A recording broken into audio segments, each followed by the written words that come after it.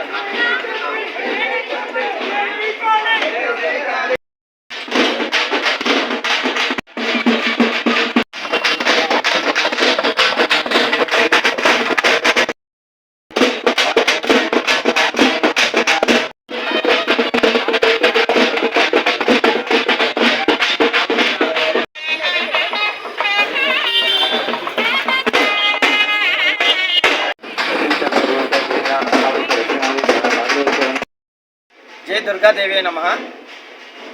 శ్రీ విజయ దుర్గాదేవి దశనవరాత్రి మహోత్సవం సందర్భంగా రామ్నగర్ బజార్ జంక్షన్ వద్ద కేఆర్ఎన్ కూల్ గాయ్స్ వారి ఆధ్వర్యంలో ఈరోజు అమ్మవారి యొక్క ఏర్పాటు చేయడం జరిగింది. అలాగే ఈరోజు ప్రత్యేక కార్యక్రమం ఏంటంటే సారి ఊరేగింపు కార్యక్రమం కూడా మేము చేస్తున్నాం ఈరోజు. సో భక్తులు కూడా మాకు చాలామంది తరలి వచ్చారు. చాలా మాకు రామ్నగర్లో పెద్దలు అందరూ కలిపి మాకు చాలా ప్రోత్సహించారు. వాళ్ళకి మా కేఆర్ఎన్ కూల్ గాయ్స్ తరఫున హృదయపూర్వక ధన్యవాదాలు తెలియజేసుకున్నాం. ఎంతో చేస్తుంటే ఇంకా మేము ముందుకెళ్ళి ఇంకా ఘనంగా ఇంకా అమ్మవారి కార్యక్రమాలు మేము చేస్తాం.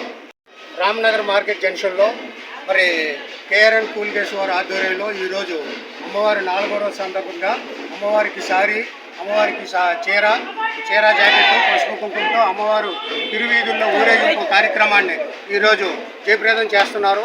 ఈ యొక్క కార్యక్రమానికి గ్రామస్తులందరూ కూడా కదలి వచ్చి వారి తాలూకా సహాయ సహకారాలు అందించి అమ్మవారి ఘటాలని, అమ్మవారి కొండల రూపంలో అమ్మవారి తాలూకా ఘటాలని ఎత్తుకొని ఊరంతా కూడా గ్రామం అంతా కూడా తిరుగుతూ ప్రజలందరినీ కూడా ఏకమై చేసి గ్రామానికి మంచి పేరు వచ్చేటట్టు ఆ తల్లి దేవదేవత తల్లగా చూడాలని అందరినీ మనస్ఫూర్తిగా కోరుకుంటున్నాం.